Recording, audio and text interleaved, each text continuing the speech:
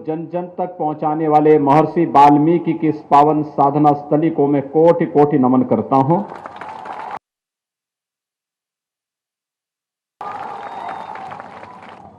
अभी हम लोगों ने शरद पूर्णिमा को महर्षि वाल्मीकि की पावन जयंती का कार्यक्रम संपन्न किया है। उत्तर प्रदेश के अंदर हरेक देव मंदिर में इस अवसर पर रामायण पाठ का आयोजन हुआ था और रामायण पाठ के माध्यम से महर्षि वाल्मीकि कृत रामायण किस पावन पाठ के माध्यम से हम लोगों ने महर्षि वाल्मीकि के प्रति उनकी वंदना की, उनके प्रति अपनी श्रद्धा और सम्मान को व्यक्त किया। लेकिन आप तो सौभाग्यशाली हैं कि जहां पर दुनिया के सर्वश्रेष्ठ महाकाव्य रामायण की रचना होती है, उस धरती पर जन्म लेने का सौभाग्य आप सबको प्राप्त हुआ है।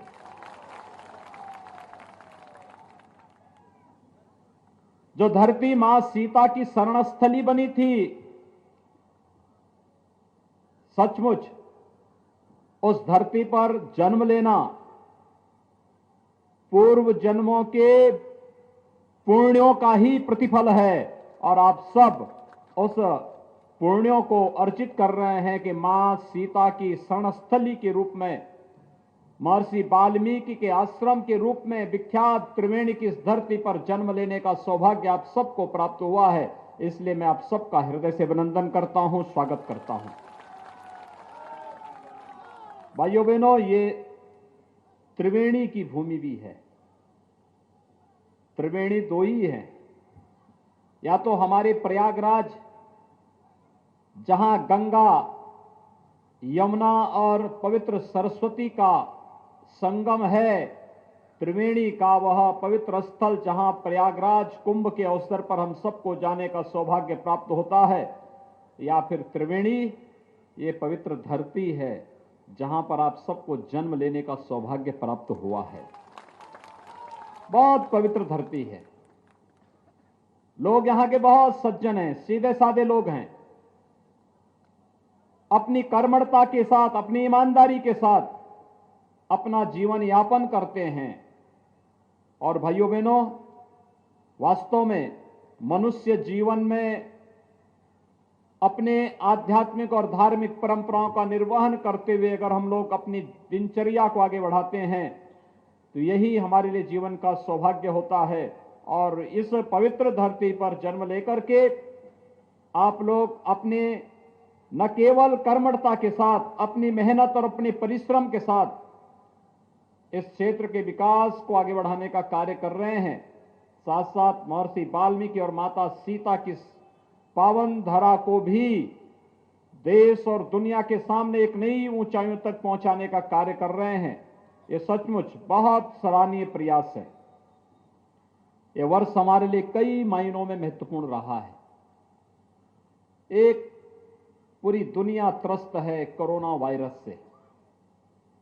ये कोरोना वायरस संक्रमण इसमें ज्यादा है और इसलिए बचाव जितना हो सके हमें बचाव करना चाहिए। बचाव, प्रधानमंत्री जी ने एक ही बात कही है, जब तक दवा या वैक्सीन नहीं आ जाती है तब तक बचाव ही सर्वोत्तम उपाय है। और इसके लिए 2 गज की दूरी और मास्क है जरूरी। याद रखना, थोड़ी सी लापरवाही दिक्कत पैदा कर सकती है। बीमारी से, आग से और नदी से जितना व्यक्ति बचाव कर सके, बाढ़ आती है तो हम उसमें अचानक घुस नहीं जाते हैं, बचाव करते हैं। कहीं आग लगती है हम उसमें अचानक घुस नहीं जाते हैं, उससे बचाव करते हैं। ऐसे ही बीमारी के मामले में भी देखा जाना चाहिए। हर स्तर पर बचाव का प्रयास होना चाहिए और ये प्रयास स्वयं के स्तर पर, स्वयं के परिवार के स्तर पर, स्वयं के गांव के स्तर पर और फिर समुदाय के स्तर पर भी हमारा प्रयास जब आगे बढ़ेगा तब कोरोना के खिलाफ भारत की लड़ाई को हम जीतेंगे। और कोरोना परास्त होगा, भारत विजयी होगा और जन जन के जीवन में खुशहाली लाने का कार्य भारत करेगा। प्रधानमंत्री मोदी जी का आत्मनिर्भर भारत का ये पैकेज इसी अभियान का हिस्सा है। कोरोना कालखंड में आपने देखा होगा सेवा की क्या बेमिसाल उदाहरण प्रस्तुत किया है भारत के जन जन ने, भारत के जनप्रतिनिधियों ने, भारत के हर एक संगठन ने और कोरोना वॉरियर्स ने। दुनिया की सबसे बड़ी आबादी के रूप में, सबसे बड़े लोकतंत्र के रूप में भारत का प्रतिनिधित्व, भारत को नेतृत्व देने वाले देश के यशस्वी प्रधानमंत्री श्री नरेंद्र मोदी जी के नेतृत्व में कोरोना के खिलाफ 25 मार्च से जब लड़ाई प्रारंभ हुई तो 25 मार्च से इस लड़ाई में आपने देखा होगा कि जब दुनिया सोच भी नहीं पा रही थी कि हमें क्या करना है, देश को बचाने के लिए प्रधानमंत्री जी ने लॉकडाउन की घोषणा की और लॉकडाउन की घोषणा होते ही जब गरीबों के, कामगारों के, मजदूरों के सामने रोजी रोटी का संकट सामने खड़ा आया, प्रधानमंत्री मोदी जी ने 1,76,000 करोड़ रुपए के एक विशाल गरीब कल्याण पैकेज की घोषणा करके हर गरीब के लिए मुफ्त में राशन की घोषणा कर दी। हर गरीब को निःशुल्क रसोई गैस के सिलेंडर उपलब्ध करवाने प्रारंभ कर दिए। जनधन अकाउंट में जिन गरीबों के बैंक में खाते खोले गए थे उनके खाते में 500 रुपए देने की व्यवस्था कर दी गई और किसानों के खातों में 2,000 रुपए देने की व्यवस्था कर दी गई। वृद्धावस्था पेंशन, दिव्यांगजन पेंशन और विधवा पेंशन प्राप्त करने वाले लोगों को 1,000 रुपए अतिरिक्त राशि और अग्रिम पेंशन की राशि उनके अकाउंट में दी जाने लग गई। ये प्रक्रिया निरंतर चली रही थी। बड़ी मात्रा में उत्तर प्रदेश, बिहार, झारखंड, बंगाल और आसपास के देश प्रदेशों के लोगों को मुंबई छोड़ना पड़ा, महाराष्ट्र छोड़ना पड़ा, पंजाब छोड़ना पड़ा, दिल्ली छोड़ना पड़ा। देश के अलग अलग राज्यों से उन्होंने प्लान करना प्रारंभ किया तो उनके लिए आत्मनिर्भर पैकेज की घोषणा भी की गई।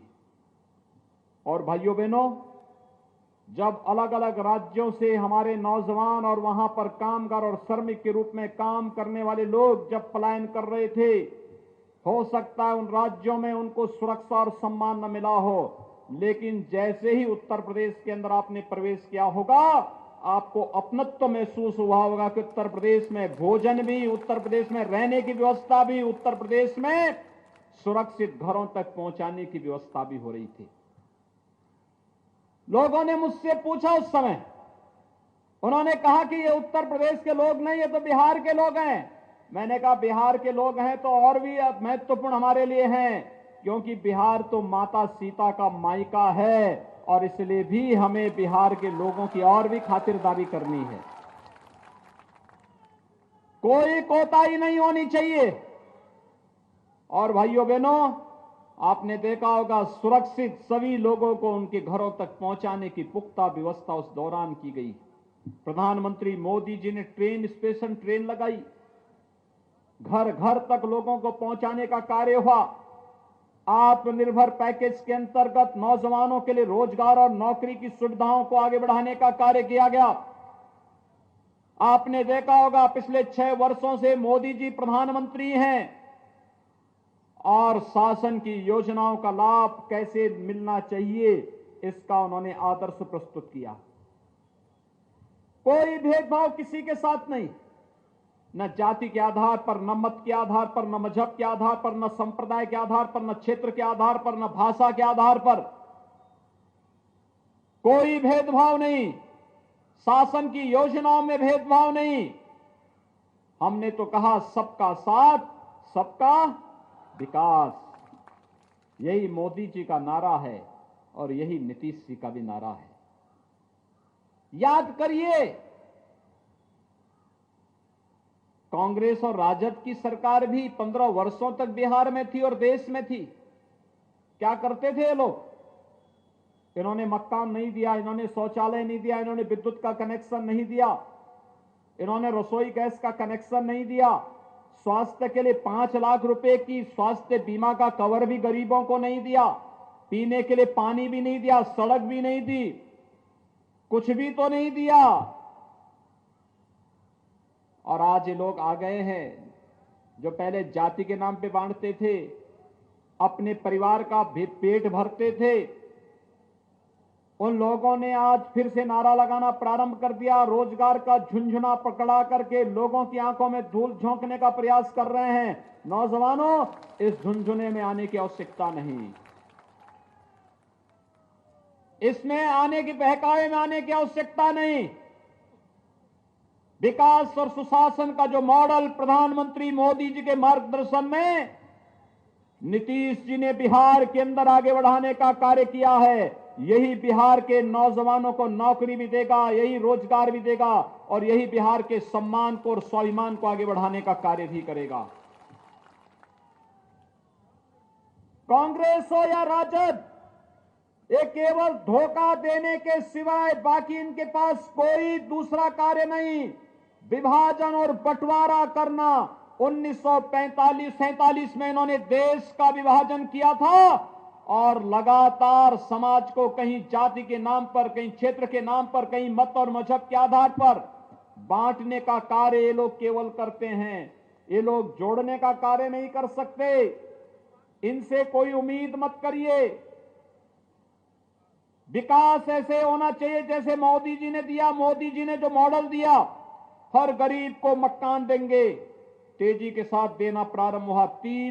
6 वर्ष में 3 करोड़ लोगों को एक एक आवास उपलब्ध करा दिया। 4 करोड़ गरीबों को निःशुल्क विद्युत कनेक्शन उपलब्ध करा दिए। 8 करोड़ गरीबों को रसोई गैस का निःशुल्क कनेक्शन उपलब्ध करा दिया। 10 करोड़ गरीबों को एक एक शौचालय उपलब्ध करवा दिया गया। 12 करोड़ किसानों को किसान सम्मान निधि उपलब्ध करा दी गई। 15 करोड़ नौजवानों को प्रधानमंत्री मुद्रा योजना, प्रधानमंत्री स्टार्टअप की योजना के अंतर्गत आर्थिक स्वावलंबन की ओर अग्रसर किया गया। 35 करोड़ गरीबों के जनधन अकाउंट खुलवाए गए बैंक में और 50 करोड़ गरीबों को आयुष्मान भारत के अंतर्गत मोदी जी ने 5 लाख रुपए की स्वास्थ्य बीमा का कवर भी उपलब्ध कराया। और भाइयों बहनों, इस कोरोना कालखंड में 80 करोड़ गरीबों को निःशुल्क खाद्यान्न उपलब्ध कराने का काम भी कोई कर रहा है तो प्रधानमंत्री मोदी जी कर रहे हैं और बिहार के अंदर नीतीश कुमार जी कर रहे हैं।